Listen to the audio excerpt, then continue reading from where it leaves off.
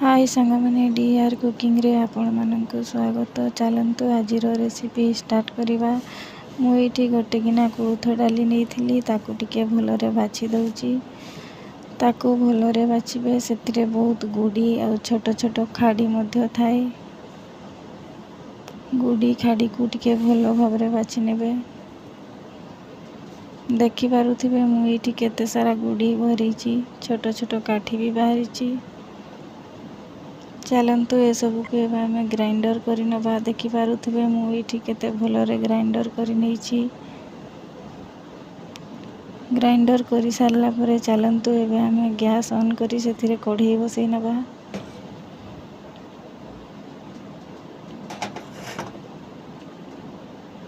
मुझे कढ़ई बसई नहीं से बड़ कप्रे 4 कप पानी नहीं।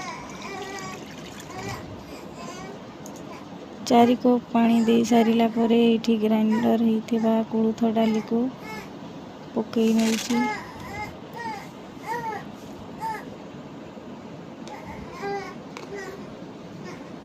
कोलथ डाली पकई सारिला परे मु एबे ताकू टिके भलरे गड़ेई नेली।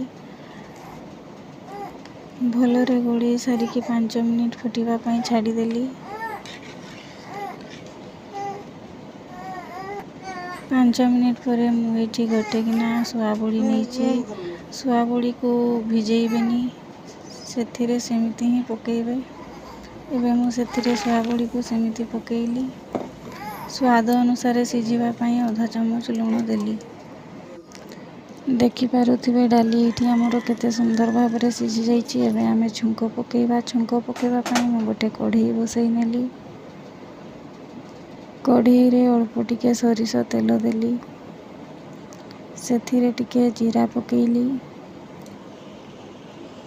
फाड़े पियाज कटा देली।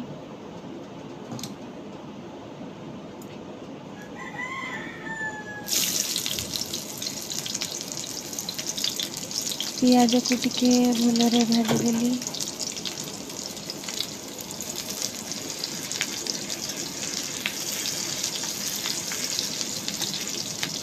पियाज टिके भलरे भाजी हो गला परे 4-5टा रसुण छेचा देली।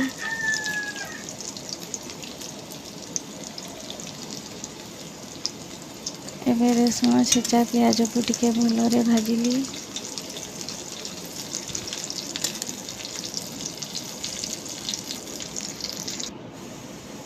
एबे पियाज पूरा लाल होइकी भाजी हो जाइए। एबे हमें सेथिरे गोटे टमाटो कटा पकेइबा। एबे मैं गोटे टमाटो कटा पकेली। गोटे टमाटो कटा को टिके भलरे भाजी नेली। टमाटो कटा भलरे भाजी हो गला परे एबे सेथिरे आधा चामच हळदी गुंड पकेली। आधा चामच लंका गुंड पकेली। जीरा जेहेतु आगरू दिया से आधा चामच धनिया गुंड पकेली। आपण चाहिए जीरा गुंड भी पकई पारिबे। एबे ये सब को आउ टिके भलरे भाजी नेली।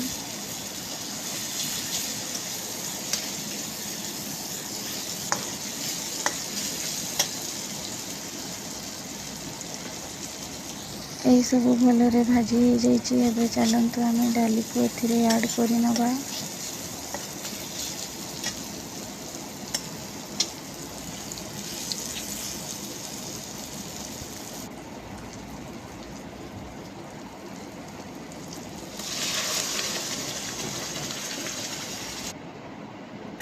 देखिपे डाली केते सुंदर देखा जाउची, केते भलरे सिझिची। सोयाबीन भी भलरे सिझिची।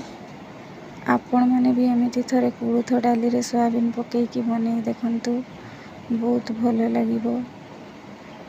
वीडियोटी जदि भल लागिला लाइक शेयर सब्सक्राइब करिवे।